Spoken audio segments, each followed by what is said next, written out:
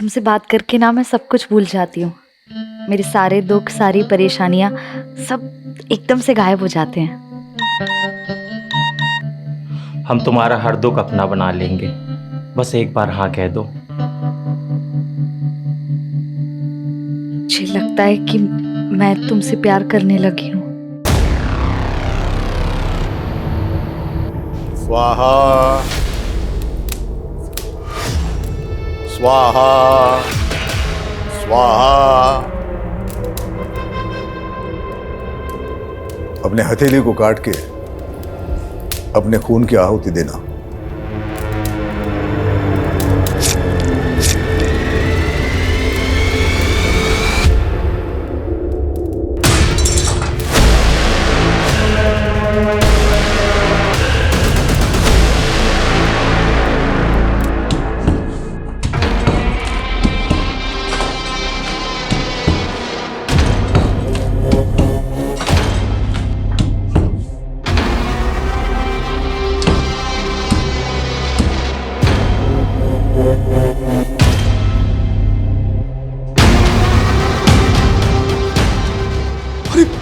अरे ये क्या है? ये तो कंकाल है। वही तो।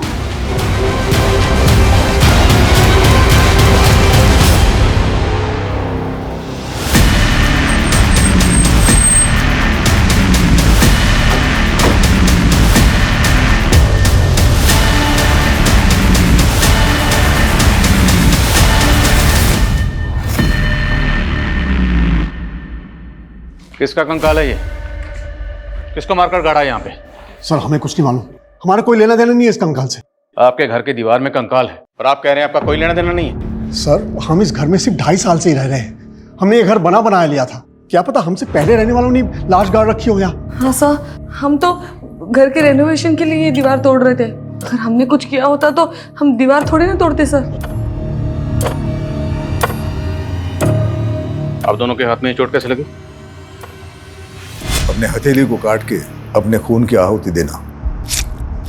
ये सब उस गुरुजी की उल्टी सीधी हरकतों की वजह से हुआ है। कौन गुरुजी? नवल किशोर शास्त्री। उनके कहने पर ही हमने ये दीवार तोड़ाई थी। अब कंकाल निकला तो भाग गए वो। शर्मा चलो, ये दोनों तो कुछ अजीब ही बात कर रहे हैं। फॉरेंसिक को बुलाओ तो कंकाल निकलवाओ यहाँ से। Okay sir.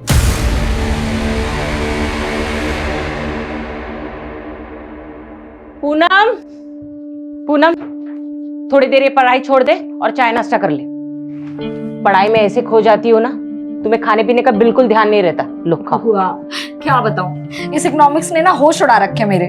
पिछली बार ग्रेड्स कमाए थे ना, तो मैंने ठान लिया था कि इकोनॉमिक्स में तो मुझे टॉप करना है, इसीलिए। तुझ जैसी लगन हो ना, जिंदगी में कोई पीछे रह ही नहीं सकता। लेकिन आज भी तू मुझे बुआ बुआ बोलती है, माँ नहीं बोल सकती। बुआ? कैसी बातें कर रही हो आप, तो माँ से बढ़कर हो। चलो ठीक है, अब से मैं आपको माँ ही कहूंगी। अच्छा चल जल्दी से नाश्ता कर ले, मैं बाजार जाके सब्जी लेकर आती हूँ।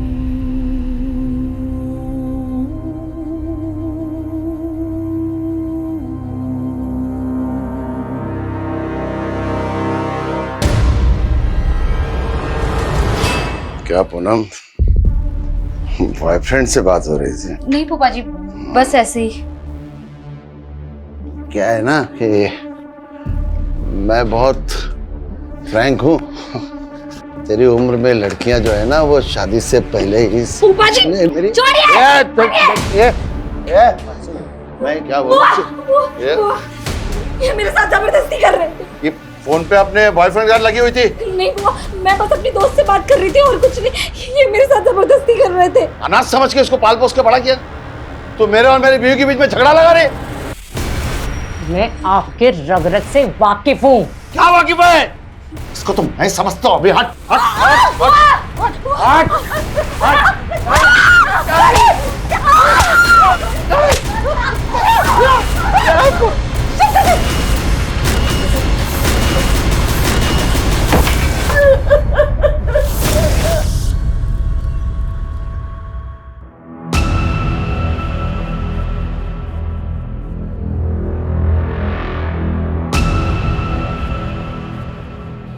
आप लोग इस घर में नहीं रह सकते।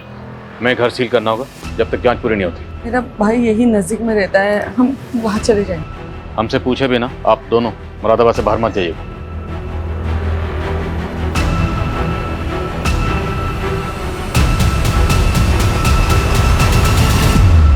मेरी जिंदगी नर्क बना दी तुमने। अब और नहीं, मैं सब कुछ खत्म कर दूंगी यार। देखिए, मैं एक वास्तु विशेषज्ञ हूं। नीलू के घर की वो दीवार मुझे वास्तु के हिसाब से ठीक नहीं लगी, उचित नहीं थी, इसलिए तुड़वा दी। अब उसमें कंकाल निकल आया, उसमें मेरा क्या दोष है? और इस दीवार को तोड़वाने के लिए जो आप लेबर लेकर गए थे, हमने सुना वो सब आपके चेले थे। बिल्कुल, हमारे चेले थे। नीलू और उसका पति भी आपके भक्त हैं, लेकिन अब वो सारा दोष आप ही पे मर रहे हैं। उनका कहना है कि आप पहले से जानते थे कि दीवार में कंकाल है। हम कैसे जान जाएंगे कि उसमें कंकाल था? अगर जानते तो तुड़वाते क्यों? वो तो मुझे दिव्य ज्ञान से आभास हुआ था कि उस दीवार में कुछ अनिष्ट है, और उसी दिव्य ज्ञान से हमें आभास हुआ है कि नीलू के भाई अविनाश की दाढ़ी में तिनका है। आचार्य जी, दाढ़ी को साइड में रखिए, स्पष्ट शब्दों में बताइए क्या कहना चाहते हैं। नीलू का भाई उस दीवार को गिराने का विरोध कर रहा था।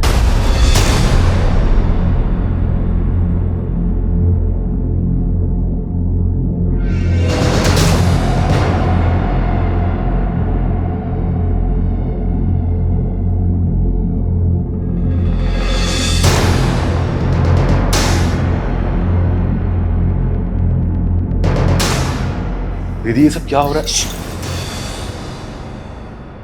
दीवार में कुछ गड़बड़ है, कोई बाधा है इसमें। तोड़ दो इस दीवार। अरे बंद करो ये नाटक। ये क्या पागल बना रखा है मेरे दीदी और जीजा जी को? और दीदी, तुम क्यों इस पाखंडी के चक्कर में पड़ी हुई हो? ये तो अपनी दक्षिणा ले जाएगा, और इसके कहने पे तुमने तोड़फोड़ करवा दी ना, तो फालतू के खर्चे में आ जाओगी। ये लो, तुम्हारे भाई को हमारा अपमान करने के लिए बोला यहाँ पर। अरे चुप करिए आप। चुप करो अविनाश। अगर गुरुजी के खिलाफ एक शब्द भी बोला ना तो मुझसे बुरा कोई नहीं होगा। चुप। आपने भी कुछ हम उल्टे सीधे काम नहीं किए। हवन में नीलू और उसके पति को हाथ काटकर खून डालने के लिए कहा। क्या नौटंकी थी वो? नौटंकी नहीं है, पूजा की विधि है। अब बलि तो नहीं चढ़ा सकते, तो सांकेतिक रूप से उस पूजा को संपन्न किया। कोई गुनाह है? और अगर हमें आपके खिलाफ कुछ मिला तो आपके सारे दोष दूर कर दूंगा। हमसे पूछे बिना शहर से बाहर मत जाइएगा, उचित होगा।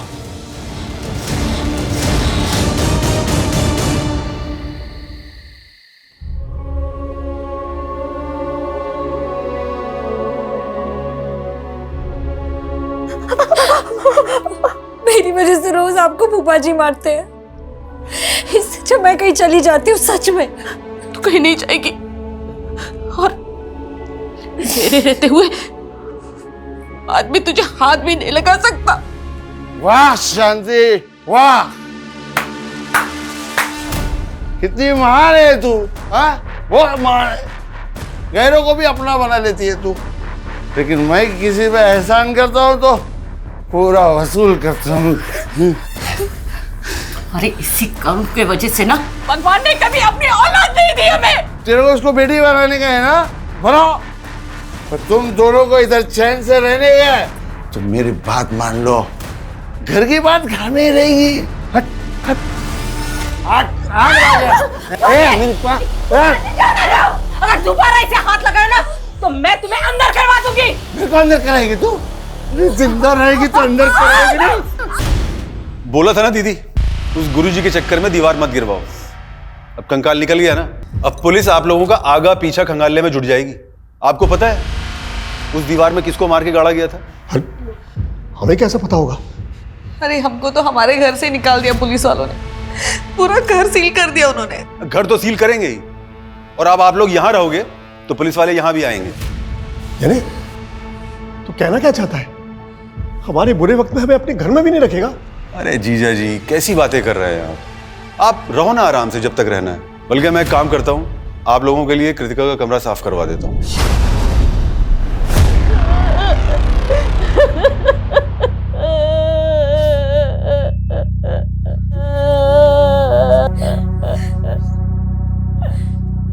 संभालो अपने आप को।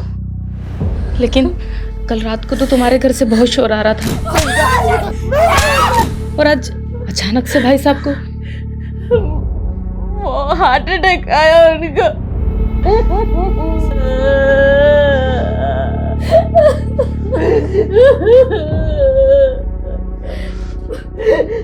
पूनम बात कर लिए, वो लोग आधे एक घंटे में डेथ सर्टिफिकेट बना के दे देंगे। चलिए अब अंतिम संस्कार की तैयारी करते हैं।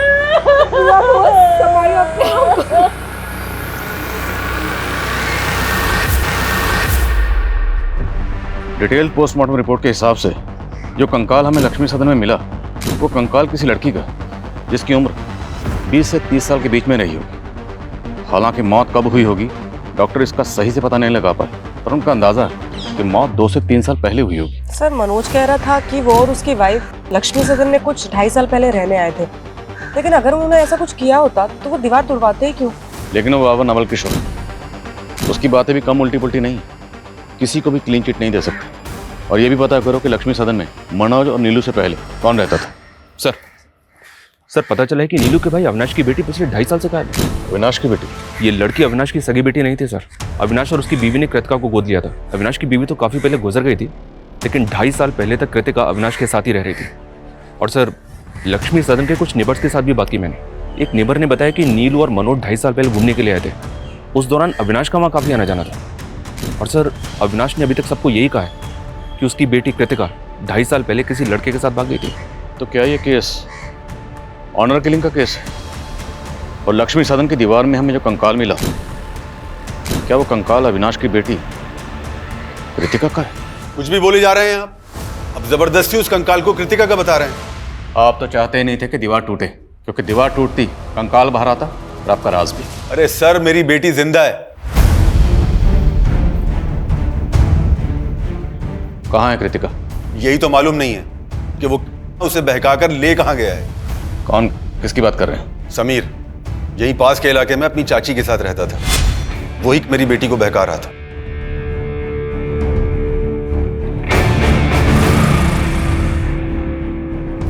कृतिका मैंने तुझे कितनी बार समझाया है उस लड़के से दूर रहा कर। पर पापा समीर में बुराई क्या है? वो लड़का हमारी बिरादरी का नहीं है। मैं सब में नहीं मानती पापा। उस लड़के ने कृतिका का दिमाग खराब कर रखा था और वही हुआ। एक दिन कृतिका उस लड़के समीर के साथ भाग गई। और आपने पता करने की कोशिश नहीं की कि आखिर आपकी बेटी है कहाँ? मैं उस लड़के की चाची से मिलने गया था, लेकिन उसकी चाची ने भी कुछ नहीं बताया और बदनामी के डर से पुलिस में कंप्लेंट नहीं कर पाया। पुलिस कंप्लेंट इसलिए नहीं की क्योंकि आप कान करके बैठे हुए। उस लड़के के बारे में बताइए जो कृतिका को लेकर भागा। अब हम पता करेंगे कि कृतिका कहाँ है। आंटी जी, जो लिखा होता है उसे टाला तो नहीं जा सकता। आप लोगों को किसी भी तरह की कोई भी परेशानी हो, कुछ भी जरूरत हो, हमसे बोलिएगा, हम हैं अभी।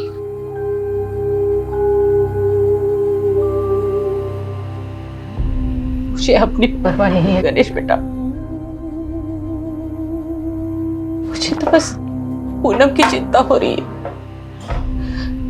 वो इस घर में अपने फूफा के साथ सुरक्षित नहीं थी। ये दुनिया ऐसे जानवरों से भरी पड़ी है। आंटी जी आप एक काम करिए, आप हमारी शादी पूनम से करवा दीजिए। ये क्या बोल रहे हो गणेश? पूनम हम जानते हैं तुम हमारी दूर की मौसी की बेटी हो, पर आंटी जी हमारी मम्मी भी तो यही चाहती थी कि हमारी और पूनम की शादी हो जाए। पूनम हमारी मम्मी ना बुआ जी से बात भी करने वाली थी, पर उसके पहले ही उनका देहांत हो गया। गणेश पर गणेश सही कह रहा है बेटा। देखो तुम दोनों एक दूसरे को बचपन से जानते हो। मुझे ऐसा लगता है गणेश से बेहतर तुम्हारे लिए कोई लड़का हो ही नहीं सकता।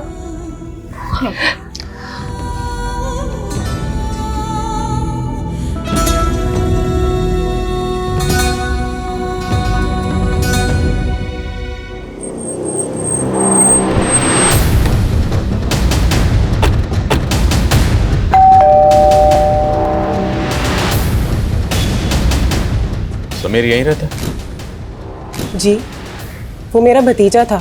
हमें पता चला कि समीर किसी कृतिका नाम की लड़की से प्यार करता है, उसी के बारे में बात करनी है आपसे। आओ बेटा बैठे। समीर ने बताया मुझे तुम दोनों के बारे में। तुमने अपने पापा को समीर के बारे में बताया? आंटी उन्हें सब पता है, लेकिन मैं समझ गई बेटा, तुम फिक्र मत करो। मैं तुम्हारे पापा से बात करूंगी। लेकिन कृतिका के पिता ने मुझे और समीर को बेइज्जत करके घर से बाहर निकाल दिया और एक दिन समीर गायब हो गया और फिर कृतिका के पिता आकर मुझे परेशान करने लगे कि समीर कृतिका को भगा कर ले गया। आजकल कहाँ है समीर और कृतिका? मैं उन्हें पिछले 2.5 साल से ढूंढने की कोशिश कर रही हूँ। मैंने पुलिस कंप्लेंट भी की थी पर कुछ पता नहीं चला। समीर के माँ बाप कहाँ हैं? समीर के माँ बाप गुजर चुके हैं सर। मेरे अलावा उसका और कोई नहीं था। समीर की चाची ने जिस थाने में समीर की मिसिंग कंप्लेंट फाइल की थी, उस थाने की पुलिस टीम को भी ऐसा कोई क्लू नहीं मिला है जिससे पता चले कि समीर और कृतिका ने भाग के शादी की होगी। और अगर हम फॉरेंसिक रिपोर्ट पे जाएं तो जिस दौरान समीर और कृतिका गायब हुए थे उसी दौरान उस लड़की की मौत हुई थी जिसका हमें कंकाल मिला। तो पॉसिबल है सर कि मर्डर कृतिका का हुआ हो। सर हम डीएनए मैचिंग रिपोर्ट से भी अविनाश के खिलाफ कुछ भी साबित नहीं कर पाएंगे क्योंकि कृतिका अविनाश की सगी बेटी नहीं थी, उसने उसको अडॉप्ट किया था। मान लो 2.5 साल पहले कृतिका का कत्ल हो गया, इसलिए वो मिल नहीं रहे, पर ये समीर कहाँ गायब है? कहीं ऐसा तो नहीं क्या अविनाश ने कृतिका के साथ साथ समीर का भी कत्ल कर दिया? अगर ऐसा है सर तो हो सकता है कि हमें लक्ष्मी सदन में दूसरा कंकाल मिले। चांसेस हैं, पता तो करना पड़ेगा। मैं डीसीपी सर से परमिशन निकलवाता हूँ। और पता चला लक्ष्मी सदन में मनोज और नीलू से पहले कौन रहता था? Yes sir. सर रजिस्ट्रार से पता चला है कि 3 साल पहले ये घर राघवेंद्र पांडे के नाम पे था। सर ये इस घर का लास्ट और फर्स्ट ओनर था। सर ये कई सालों से लंदन में है।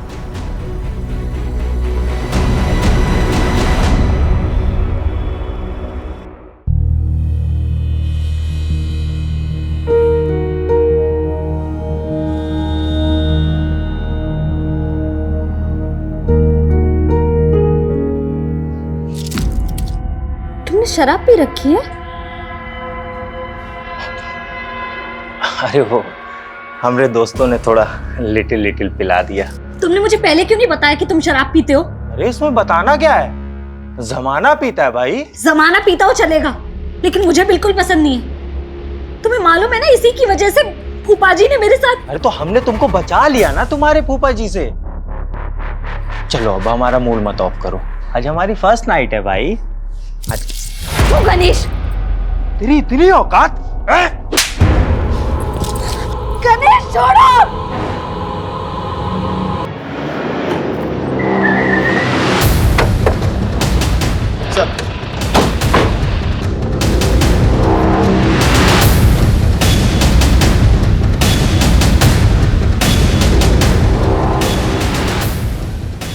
लाइट ऑन कर। पूरे घर को अच्छे से स्कैन करिए, एक एक कोना। Okay sir.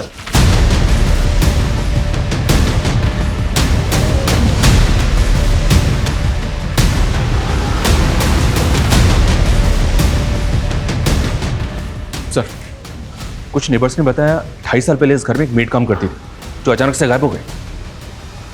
कौन मेड? सर संजना नाम था हमारी मेड का, लेकिन आप उसके बारे में क्यों पूछ रहे हैं? हमें पता चला है कि आप उसके साथ कुछ अच्छा बर्ताव नहीं करते थे। मेरी जिंदगी नर्क बना दी तुमने। अब और नहीं, मैं सब कुछ खत्म कर दूंगी यार। तकरीबन 2.5 साल पहले उसने मोहल्ले में तमाशा किया था।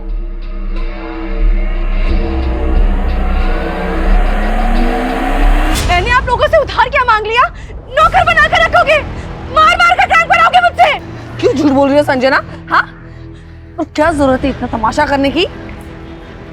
देख संजना, तमाशा मत कर बेकार में। जो भी तुझे कहना है अंदर जाके कर। चल।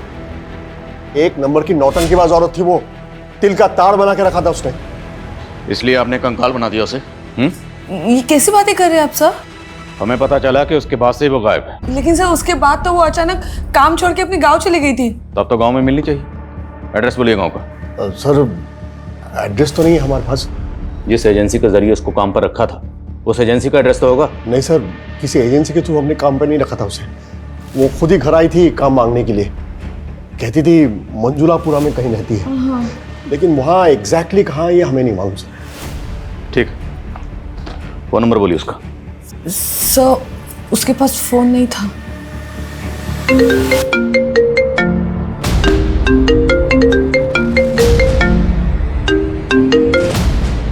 हेलो,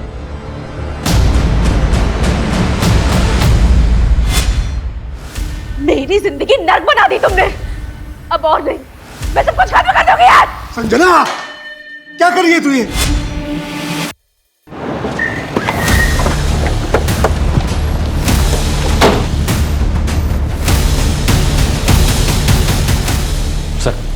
एक डाउट है। ये देखिए, फर्श की ये टाइल्स एक ही कलर और डिजाइन की है, और ये टाइल्स बाकी टाइल्स के मुकाबले ज्यादा नई लग रही हैं।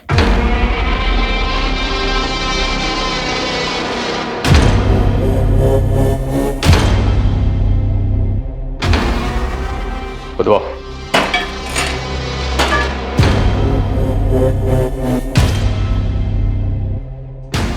एक मिनट विशाल, मिट्टी हटाओ।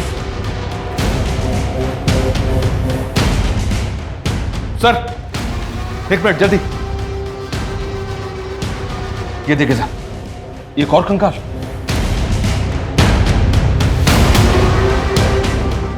विशाल, वो गले में क्या? निकालो जरा।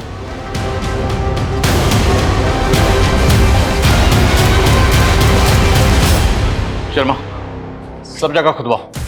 पता नहीं और कितने राज दफन है इस लक्ष्मी सदन में।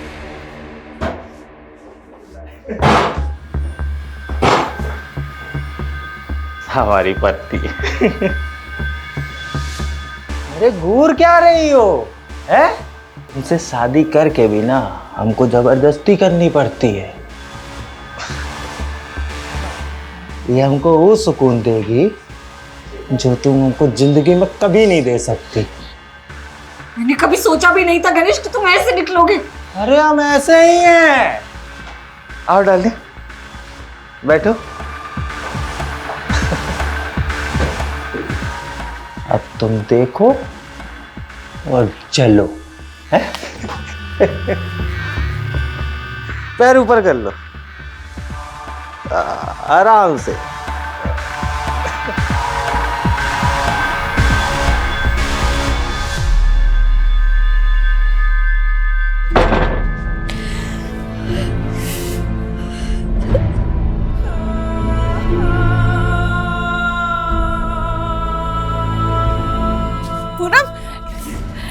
कैसी है तू? हाँ? अरे मैं यहीं से जा रही थी, मैंने सोचा तुझे और दामाद जी को। तू रो क्यों रही है? क्या हुआ? उठ उठ, तेरी हाँ? मेरे बेटी का ऐसा किया तूने? ऐसा किया मेरी बेटी के साथ ऐसा? बुढ़िया,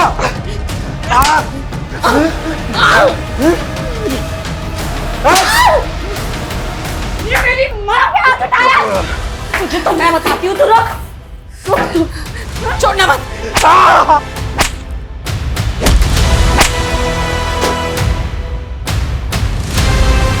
सर, एक कंकाल को एग्जामिन करने के बाद पता चला है कि ये कंकाल 18 ईयर्स एंड अबव किसी लड़के का है सर। क्या? तो डॉक्टर, क्या लड़के की मौत भी उसी दौरान हुई होगी जिस दौरान लड़के की मौत हुई, जिसका कंकाल हमें लक्ष्मी सदन की दीवार में मिला? हो सकता है सर, मैं आपको डिटेल रिपोर्ट जल्दी सेंड करता हूँ। ये चेन हमें कंकाल पे मिली थी। क्या समीर ऐसी चेन पहनता था? नाम मुझे ठीक से याद नहीं आ रहा है, पर आप ये सब क्यों पूछ रही हैं? देखिए, हमें लगता है कि कृतिका के साथ साथ समीर का भी मर्डर हुआ है। पहले आप मुझ पर कृतिका के मर्डर का इल्जाम लगा रहे थे, अब दूसरा कंकाल मिल गया तो समीर कर रहे हैं। क्या सबूत है कि दोनों कंकाल समीर और कृतिका के हैं? अबे ओए, सबूत तो इस बात के भी नहीं मिले कि समीर और कृतिका जिंदा हैं। सर, मैं कह रहा हूँ कि मैंने उन्हें नहीं मारा है। आप मेरा यकीन क्यों नहीं करते? हम यकीन नहीं करते, तोड़ाई करते हैं जब तक मुजरिम सच नहीं बोलता। अभी तक आपकी मेट संजना का कुछ पता नहीं चला, हम उसे ढूंढ ही रहे हैं, और अब लक्ष्मी सदन में दूसरा कंकाल मिला। अब ये तो कहना मत कि आप लोग इस बारे में कुछ जानते ही नहीं। सर, हम सचमुच कुछ नहीं जानते। आप बेकार में हमें और अविनाश को परेशान कर रहे हैं सर। एक मिनट सर, आपने किचन में खुदाई की थी ना, और कंकाल भी आपको वही मिला ना? जी सर, अब तो मुझे पूरा यकीन है सर कि ये काम जरूर उन लोगों का है जो हमसे पहले वहां रहते थे, क्योंकि जब हम वो घर देखने गए थे तब हमने भी देखा था कि किचन की टाइल्स अलग अलग है, और हमने इसके बारे में एजेंट को भी बोला था। कौन एजेंट? शेखर यादव सर। राघवेंद्र पांडे ने उसी एजेंट को घर की चाबी दे रखी थी। ये देखिए सर,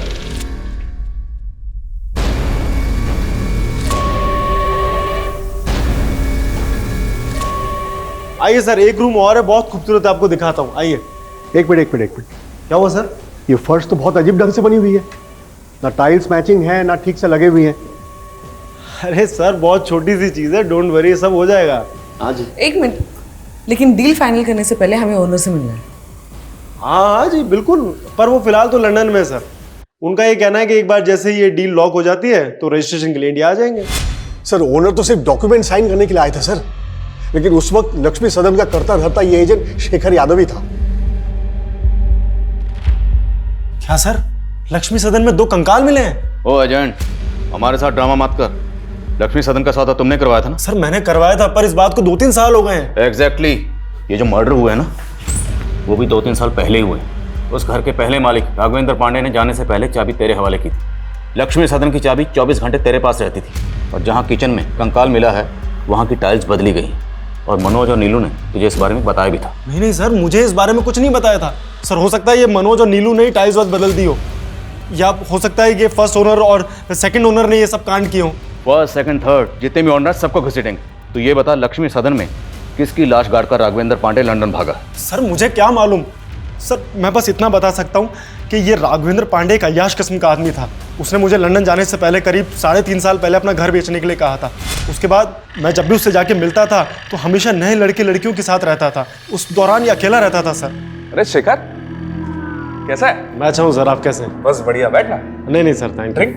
अरे नहीं सर, मैं ये कह रहा था वो एक पार्टी से बात की थी आपके घर के लिए, तो 70 लाख रुपए बोल रहे हैं वो। 85 लाख रुपए से 1 रुपया कम नहीं लूंगा सर। उसके 2 दिन बाद ये मेरे ऑफिस आया और कहने लगा कि लक्ष्मी सदन 70 लाख में भी बिकवा दो। लेकिन सर तब तक वो पार्टी दूसरी डील कर चुकी थी। उसके बाद उसने चाबियां दी और लंदन चला गया, बोला कि जल्द से जल्द बिकवा दूं। बोलो शर्मा। सर, रसोई के दूसरे हिस्से में एक और कंकाल मिला है। तीसरा कंकाल? जी सर, देखते ही देखते double murder case triple murder में बदल गया सर।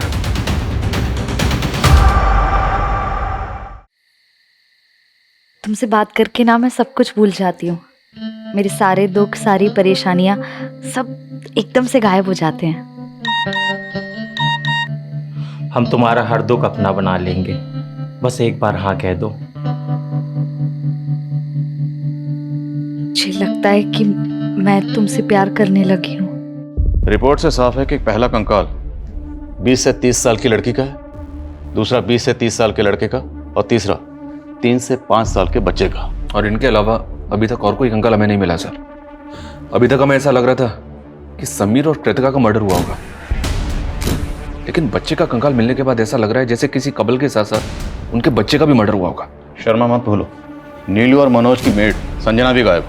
हमारे जितने भी सस्पेक्ट हैं उनमें से हम किसी को भी क्लीन चिट नहीं दे सकते।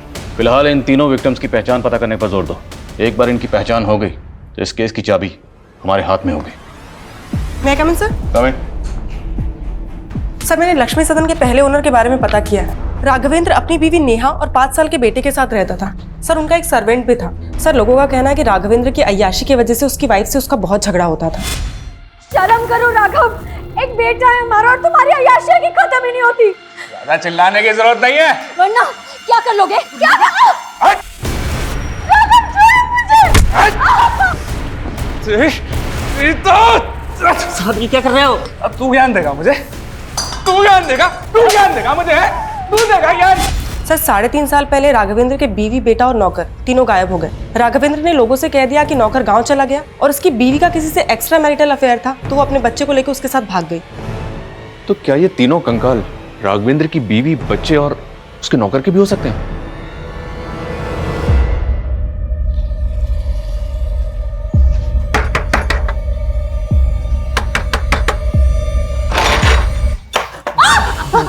तेरे और तेरी बेटी के चक्कर में पूरे 15 दिन हॉस्पिटल में रहे हैं। आज हम एक एक घाव का बदला लेंगे, माँ कसम। कहाँ है तेरी बेटी? कहाँ है तेरी बेटी? पूनम! पूनम! नहीं है वो यहाँ। कहाँ है तो वो? नहीं बताऊंगी। नहीं बताएगी? नहीं बताएगी तू?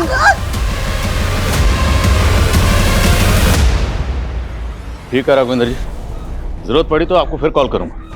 Thank you.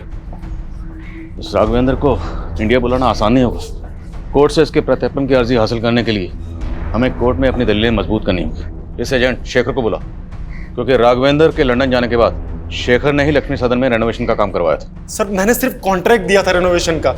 मैं तो उस वक्त वहां रहता भी नहीं था सर। मुझे लगता है कि ये रेनोवेशन करने वालों ने ये कांड किया है। रेनोवेशन का कॉन्ट्रैक्ट किसे दिया था? सर, माला शर्मा। सर हमने एकदम बेस्ट क्वालिटी का मटेरियल यूज किया है, ऐसे कैसे डैमेज हो गया? चिल्लाओ मत, हमने पूरी कमिटमेंट के साथ हमारा काम किया है। अब मेरी पेमेंट में से 1% भी काटा ना तो 100% वसूलूंगी, समझे? You don't know who I am. And Rohit, you कितनी बार कहा है तुमसे, अगर मटेरियल में मिलावट करो तो ऐसे करो कि किसी को पता ना चले।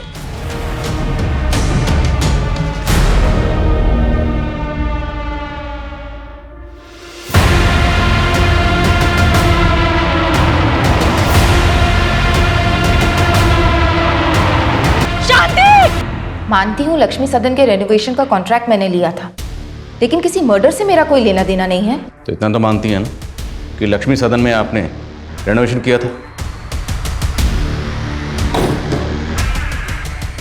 किचन की टाइल्स, दीवारों का टेक्सचर, ये सब आपने वहाँ पर चेंज किया। किचन और दीवार में कंकाल कहाँ से आए? मैंने कोई तोड़फोड़ नहीं करवाई थी सर, बस वास्तु के हिसाब से थोड़ा बहुत ऑल्टरेशन करवाया था। लेकिन बाबा नवल किशोर जो खुद वास्तु एक्सपर्ट है, उनका कहना है कि उस घर में वास्तु दोष था। नवल किशोर बाबा? आप जानती हैं उसे? जी, उनसे मैं वास्तु की टिप्स लेती हूँ और लक्ष्मी सदन के लिए भी उन्होंने सजेशंस दिए थे। रेनोवेशन के दौरान वहाँ कौन कौन आता था? मेरे वर्कर्स, मिस्त्री, कारपेंटर, पेंटर, उनके ठेकेदार के पास वहाँ की चाबी रहती थी।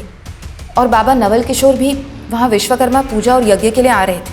देखिए, मेरा किसी भी हत्या से कोई लेना देना नहीं है। जैसे माला मेरी भक्त है, वैसे नीलू भी मेरी भक्त है। ये तो सारा होनी का खेल है। आचार्य जी, ज्ञान बांटना बंद करिए। अगर हमें बाद में पता चला ना कि आपने कुछ भी छुपाया था या झूठ बोला था, तो इतना याद रखना, यहाँ पर हम इस डंडे से ज्ञान बांटते हैं। सुनिए, ये पुलिस वाले हमारी मेड संजना का भी पता लगा लेंगे, ये तो मैंने सोचा ही नहीं था। अच्छा, तो ये तुम दोनों का कांड था? अपनी मेड को मार के घर में गाड़ दिया और पुलिस मेरे पीछे पड़ी हुई है। तो तू कौन सा कम है? 2.5 साल पहले हम जब 2 महीने के लिए घूमने गए थे, तभी तेरी बेटी और उसका वो लफंगा दोस्त, क्या नाम है उसका, दोनों गायब हो गए थे ना। तूने ही दोनों को मार के गाड़ दिया होगा। एक तो मैंने तुम दोनों को घर में रहने की जगह दी और मुझ पे ही चढ़ रहे हो। चलो देख लो, दीदी चलो चलो, मैंने बहुत बड़ी गलती की। अविनाश, तुम्हें अपने घर में रहने नहीं चाहिए। अविनाश, जाओ यहाँ से। जिस वक्त लक्ष्मी सदन में रेनोवेशन का काम चल रहा था, उस वक्त बाबा नवल किशोर के अलावा माला के 3 ठेकेदारों के पास भी लक्ष्मी सदन की चाबी रहती थी। मिस्त्री राज, कारपेंटर योगेश और पेंटर मुन्ना, तीनों को हाजिर करो। सर,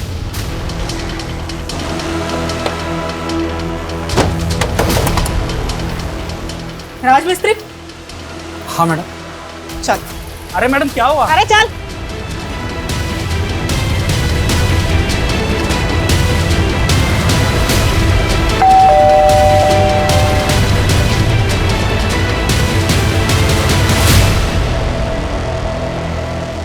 कृतिका?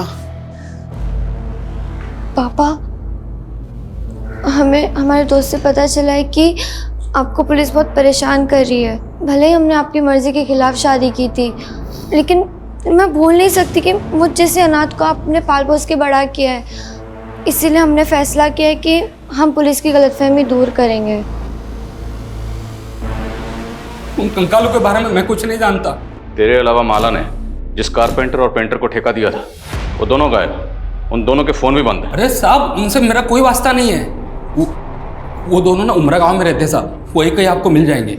अविनाश का फोन आया था सर, कृतिका और समीर दोनों जिंदा है। और नीलू और मनोज की जो मेट थी संजना, उसके बारे में कुछ पता चला? जी हाँ सर, उस मोहल्ले की कुछ और काम वालियों से उसके गांव का पता चला है। वो बिहार की रहने वाली है।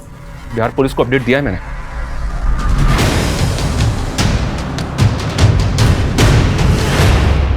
सर, मुझे पता चला कि आप लोगों ने मुझे इंडिया बुलाने के लिए कोर्ट से एक्सट्रेडिशन रिक्वेस्ट फाइल की है, और मैं नहीं चाहता कि इस वजह से मेरी यूके सिटीजनशिप में कोई खतरा पैदा हो। इसीलिए आपकी गलतफहमी दूर करने के लिए मैं खुद यहाँ चला आया। बहुत बहुत शुक्रिया जो आप इतनी दूर से हमारी गलतफहमी दूर करने के लिए खुद यहाँ तशरीफ लाए। अब ये बताइए कि आपकी बीवी, बेटा, नौकर गायब है, करेक्ट? लक्ष्मी सदन जहाँ आप पहले रहते थे, वहाँ से हमें 3 कंकाल मिले। पहला कंकाल दीवार में और बाकी 2 कंकाल किचन की फ्लोर के अंदर। शर्मा, सर ये दीवार तो छत की लोड बेयरिंग दीवार थी। मतलब अगर इसको कोई तोड़ देगा तो छत कभी भी गिर सकती है, और अगर इसको तोड़कर किसी ने किसी को गाड़ा है तो मतलब वो कोई जानकार आर्किटेक्ट ही होगा। आपके एजेंट शेखर ने माला शर्मा नाम के आर्किटेक्ट को इसका कॉन्ट्रैक्ट दिया था, आप तो जानते ही होंगे। नहीं सर, मैं माला को तो नहीं जानता, और सर मेरा इन स्केलेटन से कोई लेना देना है नहीं। लेकिन आपका अपनी बीवी और बच्चे से तो लेना देना है ना। आपकी बीवी, बच्चा और नौकर कहाँ गए? सर एक्चुअली जब से वो लोग मुझे छोड़ के गए हैं मैंने उन्हें ढूंढने की कभी कोशिश की नहीं। अगर आप चाहें तो मैं नेटिव एड्रेस दे सकता हूँ अपनी बीवी और नौकर के। हमने कुछ नहीं किया साहब, हमने कुछ नहीं किया साहब। हम तो मामूली से पेंटर और कारपेंटर हैं। तो गायब क्यों हुए थे? साहब हमें काम नहीं मिला इसलिए हम गांव चले गए थे। अब जब पूछ रहा हूँ उसका सच सच जवाब देना। तुम दोनों ने लक्ष्मी सदन में तकरीबन 25 दिन काम किया था ना? जी साहब किया था। उस दौरान तुम लोगों को ऐसा कुछ लगा या ऐसा कोई शख्स वहाँ आया था जिस पर तुम लोगों को शक हो कि वो ये कांड कर सकता था? सर हम तो शाम 7 बजे काम खत्म करके चले जाते थे, लेकिन एक दिन लेट हो गया तो हमने देखा कि माला मैडम अपने दोस्त के साथ आई थी। माला मैडम वहाँ आए दिन आती थी, अपने दोस्त के साथ ड्रिंक करती थी। साहब इसके अलावा हमें कुछ नहीं पता सर। माला के एक एक दोस्त के बारे में पता करो, हो सकता है उसका अपना किसी दोस्त के साथ पंगा हो और ये माला इन मर्डर्स में शामिल हो। और ये भी चेक करो क्या माला के बैकग्राउंड में कोई ऐसा है जो गायब है, और माला के तीनों ठेकेदार, उन सब की बैकग्राउंड पता करो। सर खबरी का कॉल है। हेलो, ठीक है उसे यहाँ ले आओ। सर मनोज और नीलू की में एक संजना का पता चल गया है। गुड। साहब नीलू और मनोज जी बहुत टॉर्चर करते थे साहब, उनसे उधार क्या नहीं लिया, गुलाम ही बना लिया था उन्होंने, इसलिए मैं तंग आकर खुद ही मरना चाहती थी। मेरी जिंदगी नर्क बना दी तुमने, अब और नहीं, मैं सब कुछ खत्म कर दूंगी यार। संजना पागल हो गई क्या कर रही है तू ये? अगर वो लोग मारपीट करते थे तो पुलिस के पास क्यों नहीं है? साहब हम गरीब लोग अगर पुलिस के चक्कर में पड़ेंगे तो हमें कहीं भी काम नहीं मिलेगा। संजना, कृतिका और समीर का तो पता चल गया है, लेकिन राघवेंद्र की बीवी, बच्चे और नौकर का अभी तक पता नहीं चला सर। लेकिन सर हमें ये जो तीनों स्केलेटन मिले हैं इनका एज ग्रुप भी इससे मैच करता है। सर हो सकता है राघवेंद्र हमें बेवकूफ बना रहा हो। हेलो सर वो राज की इंफॉर्मेशन मिली है। राज की इंफॉर्मेशन? स्पीकर पर। हाँ बोल। 1.5 साल पहले बरेली की पुलिस ने उसे किसी केस में उठाया था। क्या केस था वो? सर वो तो मालूम नहीं, लेकिन पास की बस्ती में एक विधवा औरत रहती है अपने 2 बच्चों के साथ, वहाँ भी उसका आना जाना था सर। शर्मा पता करो बरेली के कौन से थाने की पुलिस राज को उठाकर ले गई। राज को हाजिर करो।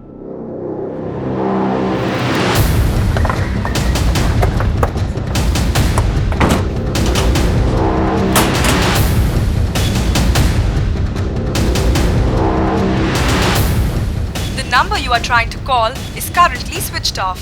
Please try again. इस राज का तो फोन भी बंद आ रहा है। एक काम करो, इसका फोन ट्रेस करो, पता करो कि ये कहाँ भाग गया है। सर वो विधवा औरत कौन है जिसके पास राज का आना जाना था? सर ये पास की बस्ती में रहती है। सर मैं नहीं जानती राशिद कहाँ है।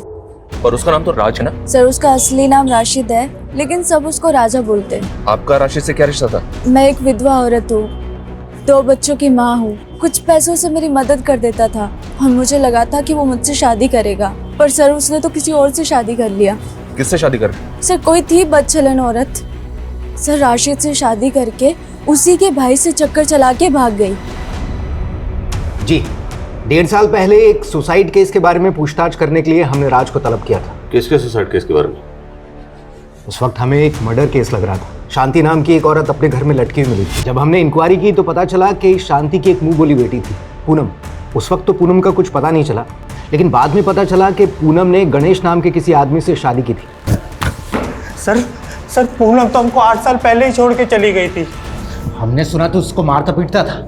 एक बार तूने शांति को भी मारने की कोशिश की थी। नहीं सर, उस दिन हम पूनम के घर पूनम को वापस लेने के लिए गए थे, पर उसकी बुआ ने हमको बताया ही नहीं कि उनने पूनम को कहाँ भेज दिया है। जब हमने पूनम का सोशल मीडिया खंगाला तो पता चला कि वो वहाँ पर राज से टच में थी। जब हमने राज से पूछताछ की तो उसने बताया कि उसकी और पूनम की शादी हुई थी, लेकिन पूनम राज के भाई शाहिद के साथ भाग गई थी। उसी वक्त इस केस की पोस्टमार्टम रिपोर्ट आ गई, जिससे कंफर्म हो गया कि ये एक सुसाइड ही था, तो हमने केस बंद कर दिया। तो आपको राज के भाई शाहिद और पूनम के बारे में कुछ पता नहीं चला वो कहाँ? जी नहीं, लेकिन हमें ये ज़रूर पता चला कि राज और पूनम का 3-4 साल का एक बेटा था और पूनम उसे भी अपने साथ ले गई थी। मुझे लगता है ये राज ही है जो तीनों कंकालों का रहस्य जानता है।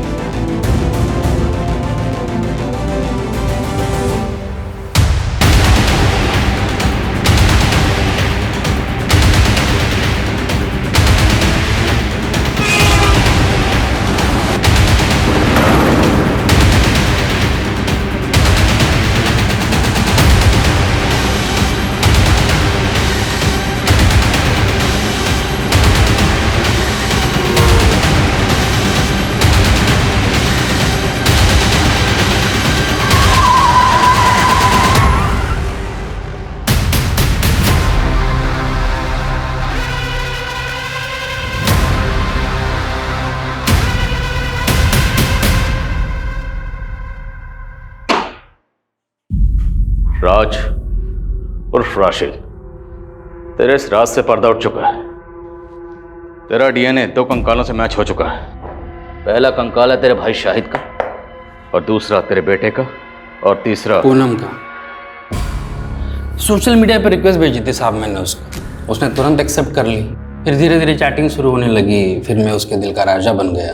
शादी करने के लिए तैयार हो गए साहब मेरे साथ, लेकिन उसको ये धक्का बर्दाश्त नहीं हुआ था कि मैं राज नहीं राशिद हूँ। कुछ ही दिनों बाद मुझे पता चला कि उसका मेरे भाई शाहिद के साथ चक्कर चल रहा है। मेरे से मन नहीं भरता तेरा, मेरा भाई चाहिए तुझे। राज, मैंने तुम्हारे भाई से थोड़ी सी बात कर ली, इसका मतलब कुछ भी निकालोगे क्या? शर्म आनी चाहिए तुझे राज। अरे 4 साल का बच्चा है तेरा और पूनम का, भाई पे शक कर रहा है। उनको दिखाने के लिए मैंने उनके झूठ पे भरोसा कर लिया साहब, लेकिन अंदर से बदला लेना था ना। और उस टाइम पे मुझे लक्ष्मी सदन का ठेका मिल गया था, और उस दौरान मेरे बेटे का बर्थडे आया। सही मौका मिल गया था मुझे, तो फिर वो लोग यहाँ आए, फिर मैंने बर्थडे का केक काटा। उसके बाद मैंने उनके कोल्ड ड्रिंक में जहर मिला दिया।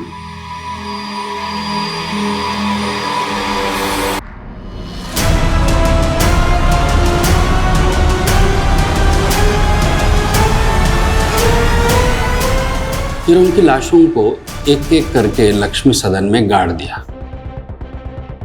फिर मैं सबको बोला कि मेरी बीवी पूनम और मेरा बेटा शाहिद के साथ कहीं भाग गए हैं। और फिर एक बार मैं एक नए हमसफर की तलाश में जुट गया साहब। नया हमसफर मतलब नया शिकार। शर्मा, आशिक का जनाजा है, जरा धूम से निकलना चाहिए। सर, राघवेंद्र की बीवी, बेटे और नौकर के बारे में पता चल गया। उसका नौकर तो गांव में है, लेकिन सर उसकी बीवी नेहा, सर वो किसी के साथ भागी नहीं है, बल्कि वो दिल्ली में टीचर की नौकरी करके अकेले अपने बेटे की परवरिश कर रही है। That's great. जब कोई औरत रिश्तों में धोखा खाने के बाद अपनी इज्जत, अपनी सेल्फ रिस्पेक्ट और अपने स्वाभिमान की परवाह करते हुए आगे बढ़ती है, पुरानी बातों को पीछे फेंक कर मूव ऑन करती है, तो वही फैसला उसके लिए सही होता। पूनम राशिद को सोशल मीडिया पर मिली, पर राशिद की सच्चाई जाने भी ना उसने आंख बंद करके राशिद पे यकीन किया और उसके फरेब का शिकार हो गई।